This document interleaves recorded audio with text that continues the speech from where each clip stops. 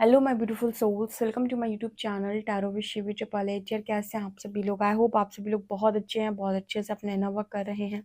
Channel पर आए तो रिक्वेस्ट करूंगी सब्सक्राइब करें इस चैनल को। वीडियो पसंद आता है तो लाइक दिस वीडियो। आपका टॉपिक है गाइस, आज पूरे दिन में आपके पर्सन आपको लेकर क्या सोच रहे थे, और इस पर हम टॉपिक पर रीडिंग करने वाले हैं। सो देखते हैं कि क्या आपके पार्टनर की एनर्जी निकल कर आती है, पूरे दिन क्या सोचने वाले हैं, ठीक है, और कल क्या सोच रहे थे। आसपास की एनर्जी लेने का प्रयास करते हैं, देखते हैं क्या निकल कर आता है।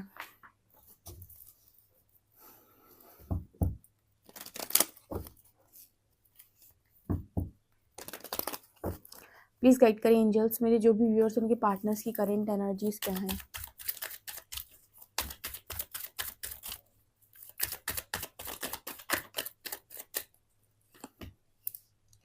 Inner child fear, new doors opening, family lineage, 1 2 3,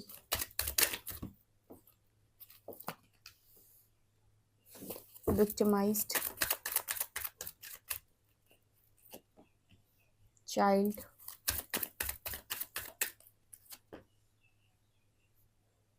patience,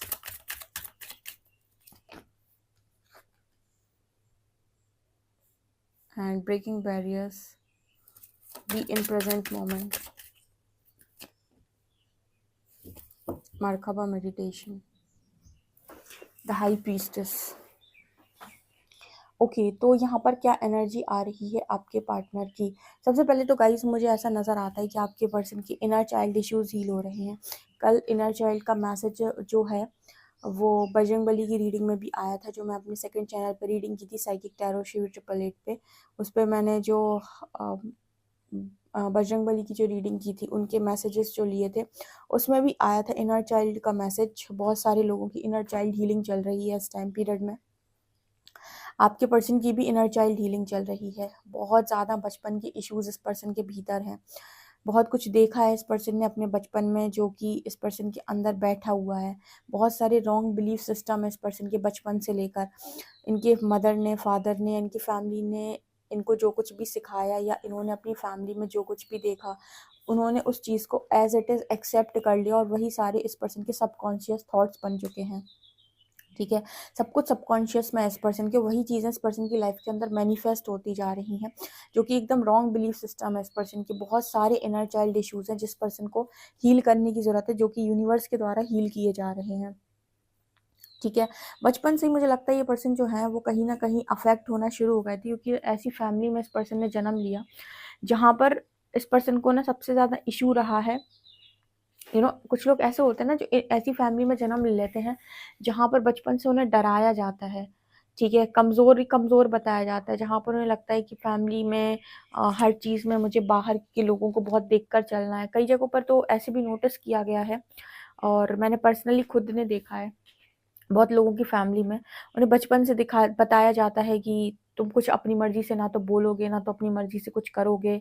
ठीक है, तुम्हें जो कुछ करना है वो ये देख के करना है कि समाज तुम्हारे बारे में क्या कहता है, तुम्हारी फैमिली तुम्हारे बारे में क्या कहती है। इस तरीके के ना वो सारे बच्चे ना अपने आप को शुरुआत से ही सप्रेस करना शुरू कर देते।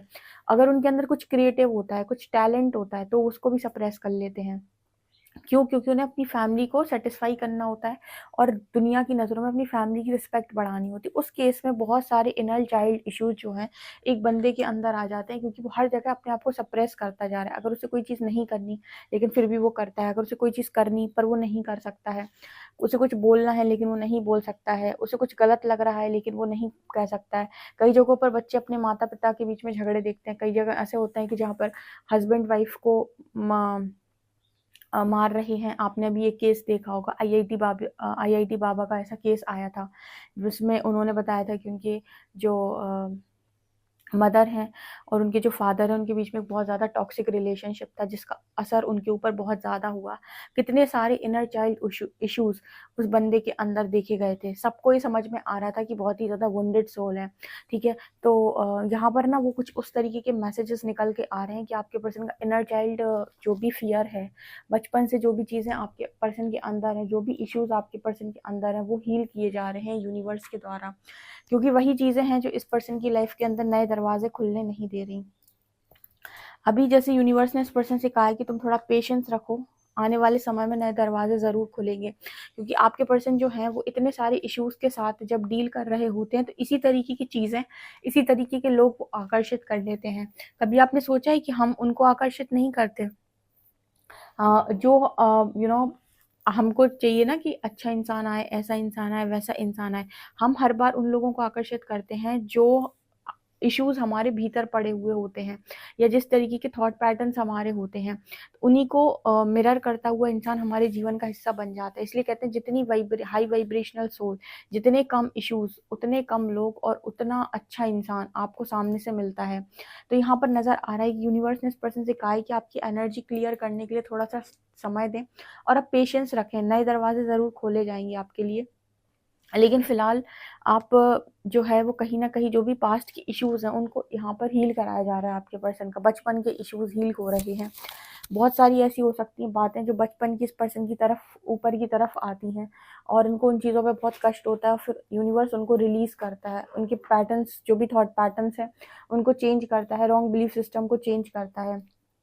ठीक है, यहाँ पर फैमिली लिनेज की एनर्जी है, ब्रेकिंग बैरियर्स की एनर्जी। इस पर्सन को ऐसा प्रतीत हो रहा है या कहीं से इस पर्सन को ऐसे गाइड किया जा रहा है कि आपको एंसेस्ट्रल कर्मा ब्रेक करना है। कुछ चीज़ें जो आपकी लाइफ के अंदर कॉन्टिन्यूस हो रही हैं या रिपीटेडली हो रही हैं, उसका कारण आपका एंसेस्ट्रल कर्मा भी होता है।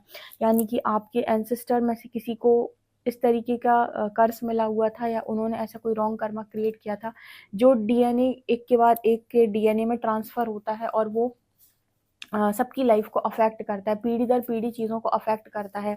तो उसके केस में अगर आप अपनी डीएनए हीलिंग करते हैं पूरी तरीके से, तो वो जो भी कर्मा होता है वो क्लियर हो जाता है और वो आपके बाद जो भी नेक्स्ट जनरेशन है उसमें ट्रांसफ़र नहीं होगा।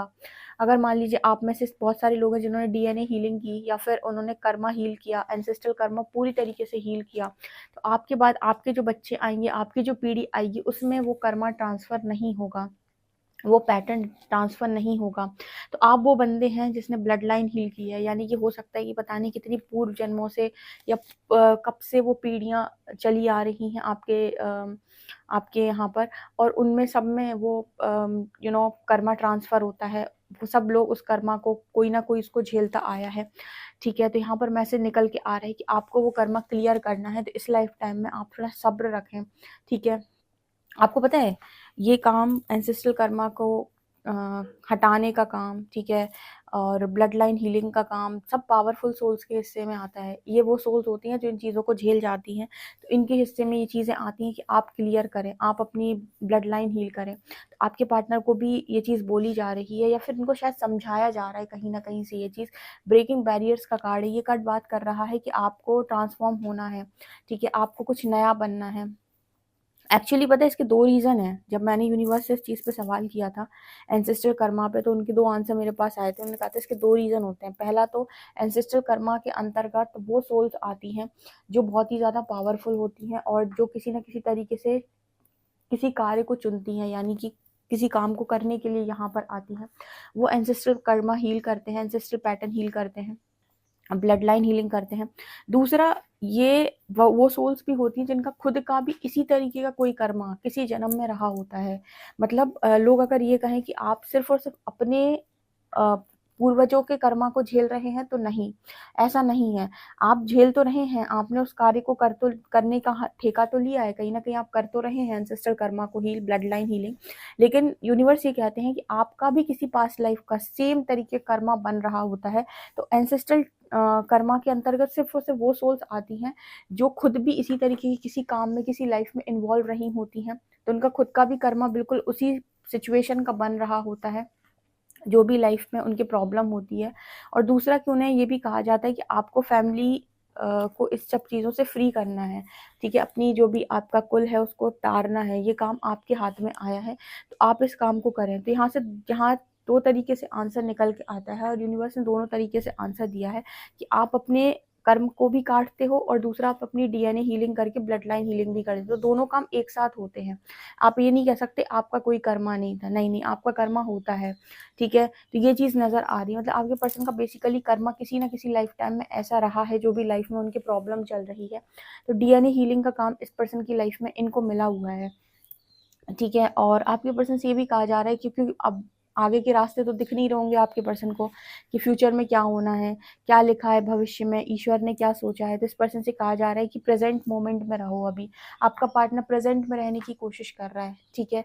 और मतलब इस समय पर यूनिवर्स जो भी होने दे रहे हैं उसको ये पर्सन भी होने दे रहे हैं, ठीक है। किसी भी चीज़ में ये पर्सन अपने आप को फंसा नहीं रहे हैं, क्योंकि यहाँ पर इस पर्सन को 1 2 3 भी दिखाया जा रहा है कि जो भी हो रहा है सही हो रहा है, आप अपनी यूनियन की तरफ ही आगे बढ़ रहे हैं, आपको यूनियन ज़रूर मिलेगा, ठीक है। यूनियन ऐसे नहीं हो सकता, अगर आपका ऐसे यूनियन करा भी दे तो भी आप अलग हो जाएंगे, क्योंकि आप दोनों के बीच में कार्मिक अकाउंट्स हैं, आपके बीच में एंसेस्ट्रल कर्मा है, ये आपको कहीं से कहीं तक सुखी जीवन व्यतीत नहीं करने देगा। वो उसी केस में पॉसिबल है जब आप उस एंसेस्ट्रल कर्मा को प्रॉपर हील कर लेते हैं। तो ये एनर्जी आ रही है। इसके अलावा ना विक्टिमाइज्ड की एनर्जी, आपके पर्सन को विक्टिम भी फील होता है।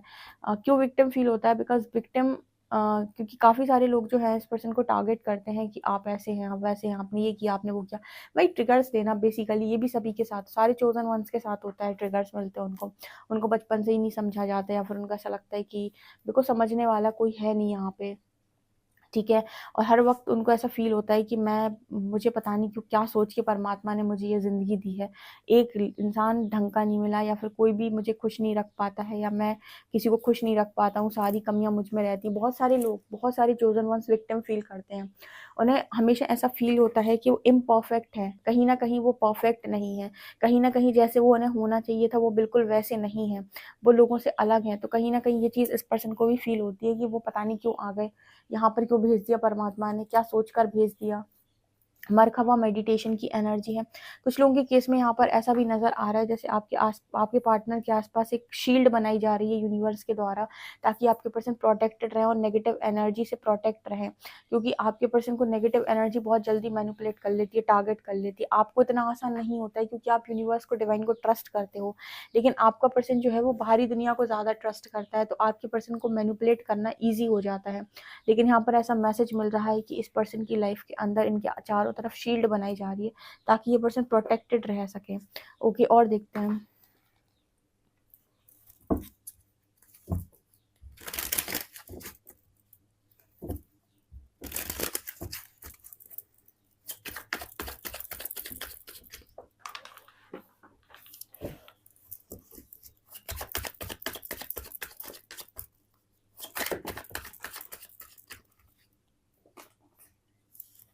Six of coins, Six of swords, King of swords, the moon, King of cups। आपके पर्सन इस समय पे बहुत ज़्यादा मतलब गुस्से में है, जो भी लाइफ में इनकी प्रॉब्लम हो रही है, तो इनको लगता है ना कि सारा सज़ा सब कुछ यूनिवर्स ने मुझे ही दिया हुआ है। लेकिन यूनिवर्स इस पर्सन को समझा रहे हैं कि आप इल्यूजन में हैं, ठीक है। आप जैसे सच मान रहे हैं वो सच नहीं है, और ये आपकी वास्तविकता नहीं है। आपकी वास्तविकता वही है जो आपके भीतर छुपी हुई है। आपका पार्टनर लव से भरा हुआ इंसान है, प्रेम से परिपूर्ण इंसान है ये, और आपके पार्टनर को इसीलिए यूनिवर्स जगाने का प्रयास कर रहे हैं कि तुम ऑलरेडी प्रेम से भरे हुए हो, अपने रियल सेल्फ में आओ, अपने ट्रू सेल्फ में आओ, अपने आप को इतना कमज़ोर मत मानो, इतना ज़्यादा गुस्सा मत करो, जो भी प्रॉब्लम है वो सही हो जाएगी। कर्मा बैलेंस चल रहा है इस वक्त। 6 ऑफ कॉइन, 6 ऑफ शॉर्ट, 6 की एनर्जी है, 6 नंबर बैलेंस को शो करता है। तो आपकी लाइफ के अंदर अभी बैलेंस चल रहा है, ठीक है। मतलब चीज़ें बैलेंस करने की कोशिश की जा रही है। सो जो भी है, जो भी आपको दिखाई दे रहा है, जो भी आपको लग रहा है आपके साथ बहुत गलत हो रहा है, जी नहीं, ये सिर्फ इल्यूजन्स हैं। ये सारी चीज़ें एक दिन ठीक हो जाएंगी। सो आपको इस चीज़ पर टेंशन लेने की कोई भी ज़रूरत नहीं है। इस तरीके से आपके पर्सन को बताया जा रहा है, इनको गाइड किया जा रहा है, क्योंकि अगर गाइड नहीं करेंगे ना तो इंसान ना ऐसा सोचेगा कि सब कुछ ख़त्म हो गया। बहुत सारी प्रॉब्लम्स के बाद यूनिवर्स निकालता है आपको बाहर, और देखो बाहर निकालने का तरीका यही है कि अगर उसने आपको इस जगह पर नहीं जाने दिया तो कल जो आपके साथ होगा वो भी सेम तरीके से ही रिपीट होगा, यानी कि कल फिर वही चीज़ें होंगी। अगर आज आप अपने कर्मा को काटने से मना कर देते हैं और ब्लेमिंग एनर्जी में रहते हैं, सॉरी नहीं बोलते हैं, होपोनोपोनो प्रेयर नहीं करते, तो कल जो होगा वो भी वही होगा। मतलब आज बच गए थे तो कल फिर रहते थे ना कि पहाड़ से गिरे तो खजूर पे अटके, ऐसा कुछ है एक कहावत है। वो कहावतों में तो मुझे मतलब ज़्यादा कुछ समझ में नहीं आता, लेकिन कभी कभी बोल देती हूँ मैं। तो ऐसा ही कुछ है ना कि एक जगह से अटके फिर दूसरी जगह फंस गए जाके, मतलब एक जगह से निकले दूसरी जगह फंस गए, दूसरी जगह से निकले तीसरी जगह फंस गए। तो तब तक जब तक फंसते रहोगे जब तक कि तुम्हारा पूरा कर्मा बैलेंस नहीं हो जाता, तो बैलेंस कर लेने दो, ठीक है। सो अभी जितना तुम्हें लोग विक्टिम फील करा रहे हैं, डोंट वरी, एक समय आने पर सबका हिसाब होगा, ठीक है। सो ये एनर्जी आपके पार्टनर की आ रही है। आई होप आपको ये रीडिंग ठीक से समझ में आई हो। वीडियो पसंद आए तो please like this video, subscribe my channel. Thank you guys.